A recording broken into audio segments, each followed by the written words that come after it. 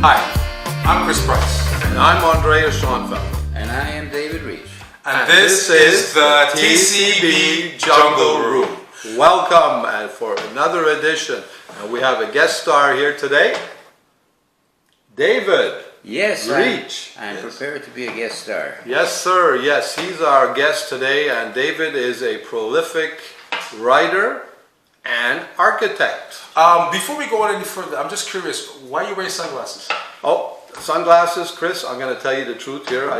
Did you truth? recognize Why? me with them on? Did you recognize me? Did I look different with them on? Yeah, you know, like Superman, how he wears glasses. Yeah. You see, just the fact that he wears glasses, you can't recognize him no more, right? Exactly.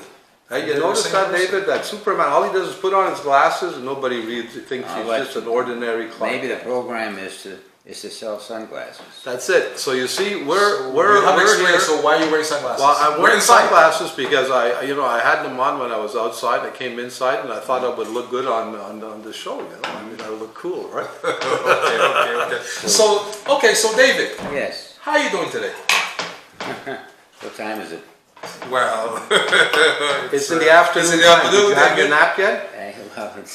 How am I doing? How much time do we have? We have about a half an hour time total. I'll get my medical report for you. Okay. And so we're going to have to see how David manages for the next half hour. Yes. We'll see the medical report. You do realize that David is well over 70 years now, right? Yeah. I'm approaching. Oh, you're approaching. Well, that's not what I heard. No, it's I am. Are you close to 100 or something? What? 91. Oh, 91 years old. 91. Now look at this guy, eh? Full of life. Full of life, 91 years old. Well, a lot of people said I'm full of something. Yep, something. Well, I think full of knowledge is what I think.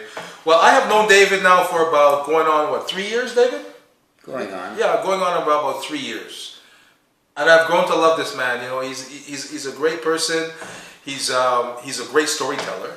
And every time when I visit David, he always has something to say. And you're a great judge of character. Well, thank you. Yeah. And Chris, I think the other reason they come up to this hill is because, you know, with all these famous people around here, they look at you and you say, there's Chris Price. Well, and they even ask you an autograph because the last time the guy thought you looked like Wendell Pierce. Well, actually, we are in Westmount. This is where David lives. This is on top of the hill, right on the top. Top of the hill, can't go higher. Can't go higher than this. This is the summit. David transformed his home into a type of residence where he can have a elevator going around stairs, going up the stairs, through the bathrooms. I don't know, how far does this go, this contraption that you built? Well, it goes from the basement to 2 floors up. 2 floors up. Yeah. And this is an invention that... No, that's not an invention. You can buy one yourself. You can buy one yourself, huh? You can buy one yourself. But yours is its own prototype, right? It's its own type, or is it others that are similar to this one? I can only tell you for sure it's expensive. It's expensive. So you see, this is why when you have a hospital that you own, yes, you can afford to put things into it. Exactly. Well, it was a question of options. I could either go to a real hospital. Yeah. Yeah. Yes, or I could go and lie down in a lane with a tin can in front of me, depend on donations. So David, let me ask you a question. So what is a normal day like for you? Like, what do you do all day? What do I do all day? Well, I really do nothing. But Do you do that all at the same time? Well, I work on it, yes. Okay. You see, doing nothing is an art. I once wrote a story about what I do when I do nothing. And that's a whole thing by itself, because you have to fill the time. Now, all my life I was doing something because I had no choice. Okay. And whatever I did, I only did because it was presented to me as a choice. Would you like to do this or not? So I would say yes or no. You make choices in life. And you make a bad choice, and you think about it, and then you make another choice to correct that choice. And you hook them all together, then you have a string of choices which stretched for 91 years. 91 years. 91 years. Wow. 91 years. One day. 91 years of doing something. And today you got to the stage where you've learned how to do nothing. Well, no, it's not quite that. I learned nothing. I just learned to Maneuver. I learned facts. This Facts. is what I went to Facts. school. I had to go to school in order to get my degrees and diplomas and so on. And what you do in school is they teach you facts. They just teach you facts, yeah. Yes, the thing Knowledge, that- here's knowledge. No, they don't even teach you knowledge. No, just facts. Because knowledge is the ability to think. That's right. They don't teach you They don't teach you how to Good think. point.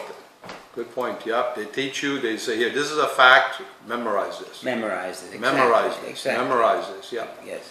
And Well, memorizing what you did as an architect just was something amazing for you. No. Yeah, that's true. You were an architect, so you Yes. traveled around the world. And Yes. you've done a lot of yes, big, big projects. Worked on a lot of big projects. yes, in many countries, yes. And you know, at age 91, can you believe it or not, David is still writing stories. Right? Yeah, It's a disease. It's a disease. it's a disease. Now, I wish a lot of people had this kind of disease. Yeah, absolutely, The absolutely. same thing in architecture. Yeah. So David, so as a writer, so when did you start writing? So how long have you been writing? I can't even remember when I started. I was writing for my children Yeah. when they were young. So let's say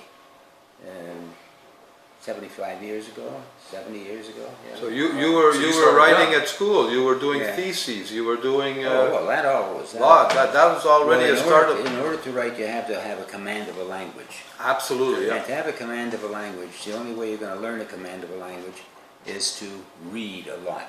Read. Then you learn a language. And you learn what fits, what goes, because a language is a code.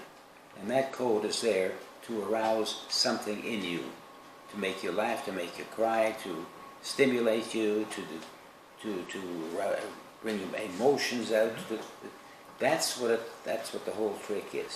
Yeah, I've seen some of your stories. I've read some of Actually- them. And there's a lot of good humors in it. Yeah, There's actually, beautiful we have a humor. book here that David has done. It's called Bittersweet Tales, which consists of about maybe about how many stories, David? About I've written over 300 stories. oh, he's written over 300 stories, and Yeah. Bittersweet Tales is That's has some of probably- those stories in there.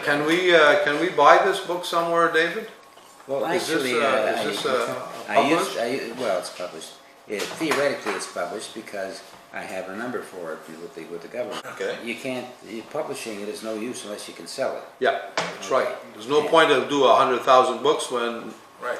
you That's can't it. sell them. Well, Yeah, actually, leave for them the in there. past year and a half, I've been trying to convince David to let me take his stories to do video and television. And how's that working for you? Well, you know, we're still working on it. And, You haven't convinced him yet. well, Why don't you give my short tales there? The which one? Bite-sized tales. Which Okay. there's 6 books in All right, there. I am going to get up and get his bite-sized tales because I think he wants to share them with you. It's in an elastic band. Right, so I will go and leave you two, and you guys can. You're going to leave us alone? Yeah, you guys can talk when We can talk. I will be back. So it's quite interesting what you were saying about opportunities, because like Yes. somebody once told me Yes. a long time ago, he Yes. says to me, Andreas, an opportunity is like a butterfly. You got to reach out, take the butterfly, put it in your hand, be careful with it, and then look at that opportunity, and if it's something that you can do something with, go ahead, process it. And if not, let it go. Let it go back out. Let it go back out. Opportunity. And now Chris has brought over an opportunity, right? Yes, You brought over here all these books. These are some books other books that David has Whoa. written. As I say, that I've written about at least 300 stories. So he's written over 300 stories. Imagine that, over 300 Here, stories. let's have a little look at it. Well, The bite-size This tales. was a relatively new idea I had. Uh-huh. I said that the big industry in Quebec, what do most people in Quebec do? Eat. No, Oh. Drive? no. Complain. Well, most people wait. They go to the doctor's office for a 9 o'clock appointment. The doctor shows up to 6 o'clock in the evening. Yeah. What's he do between 9 o'clock and 6 o'clock? Yeah, we're waiting. Okay, he Wait. picks up a magazine, which was say 8 years old, which advertises cosmetics, Okay. and he waits for the doctor to show up, Yeah, which that's happens later, okay? So, he has nothing to do. I figured if I could give a person a short story to read in 5, 10, 15 minutes, he'd be grateful for it. I think he would be, yeah. So I took some of my shorter stories and I assembled them into something called bite-sized tales. Yeah, like this one here, the bite-sized tales, and you have another bite-sized tales Well, number I've got 2. eight of them with 10 stories each. Whoa. So eight There books are with 10 eight. stories. So There you have are 80 eight. small stories. So that's just They are 8. And this one here I can see was published, and it has a number like you said. I'm the publisher. It's 1987. It is published.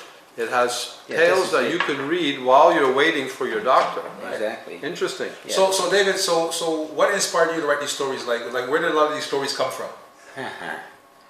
If you ask a writer where stories come from, there's no way he can tell you. Okay. He doesn't know where they come from. They come from years of living is where they come from. And just putting down the words so that you're describing a picture, you see? Writing is like painting. When you paint, you have a canvas. Okay. That canvas is blank. You see in your mind, there's a pond, there's flowers growing around it. This guy grabbed his girlfriend and throws her down and makes out with her. You see? But you're seeing all these things happening. So what you have to do is to describe what you see and put it in a form which will interested somebody. That's what the whole thing is. You can't describe that process. It's unconscious. It happens to you. And of all the stories I've written, I can give you what, some came out of the air, some came out of the blue, some came from here, some came from no place. Everyone has a different one. And oddly enough, I don't remember what I did yesterday, but I remember almost every one of my 300 stories. It's amazing, you know, it's amazing No, to it's think, not amazing. well, the way you described it, Yeah. it makes a lot of sense. But this is what writers do. Yeah, you know, They sometimes you look at like Stephen King and, you know, big famous guys like this here, who, Dean Koontz, you know, I mean, Dean Koontz writes like 50 books, 40 books. Like, what happens? Does the publisher call him up and says, Dean, look, hey, we haven't gotten nothing from you now. Let's get another book going, right? So he'll sit back down and say, okay, what am I going to write about next? He just wrote 50 books like you've written 8 books of these short things. You have over 300 stories. Yes. Yeah. And now you're going to say, okay, what am I going to do for my 301st? Yeah, you know, today I was taking my son Caleb to his college, and he says to me, can you give me some techniques, name me some creative techniques in writing? No. Yeah. So I looked at it and I said, what does that mean? Creative techniques in writing? No. You see it, you hear it, you write it down. Yeah, so what I did, you know what we all do nowadays, right, Chris? So what do you think I did? I Googled it. Oh, you Googled So it. I was driving and I said, okay, Google, and I asked him the question. You were on your phone and you were driving? Well, actually, I have a little stand, Chris. You know, this is you know, a legal stand. Because you're not supposed to use I'm the phone not as well. allowed to talk to it. Okay. I talk to the phone. Oh, you talk to the phone. Okay. I talk to the phone. No, as long as you're safe. Yeah, absolutely. I wouldn't want to call the police on you or anything. Report you. You see this? You But I ready? tell you how you to- write a story. Yeah, that's interesting. Yeah, Okay. that was interesting how you write a story. That was- Yeah, well, but that's what every author does. Yeah. He sees a situation. So, but if I asked you about a creative technique, what is that? There's The writing no thing? such thing. No such No thing. such thing. Well, You are the creator. Yeah. So the technique. Well, actually, what they did say, they said like a technique would be like illusion. No.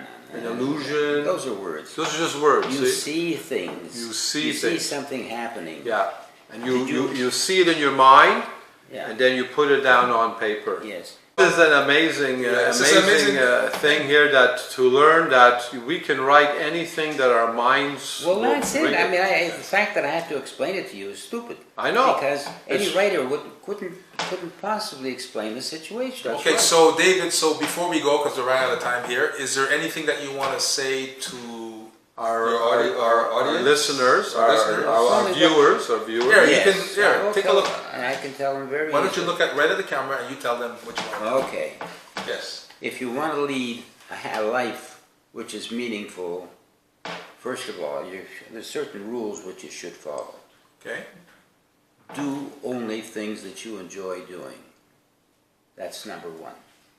Number two, don't do things that you don't enjoy doing. That's number two. Yeah. Another thing which I believe in faithfully is, if at first you don't succeed, quit. Quit. I mean, that's a good advice. I mean, It just saves, get on to it saves a lot of time. saves a lot of time like A that. lot of wasted effort and maybe Exactly. hurting yourself. Right. You see? If you first don't succeed, quit. And imagine this, at 91 years old, he's still writing. Anyway, so this has been another episode of the TCB Jungle Room. Yes. That's I'm all. Chris Price. And I'm Andrea Schoenfelder. And this is... David. I forgot. You forgot. You it. forgot. This is David Reich. So David Reich. hopefully, David, you'll come back and we'll see you again sometime. Anytime you want, but if you want to be a writer, write. Right. And if you're doing things that you don't like doing, you're wasting your life. All right. And so, remember one thing, if One you thing. don't succeed, quit. Until next time.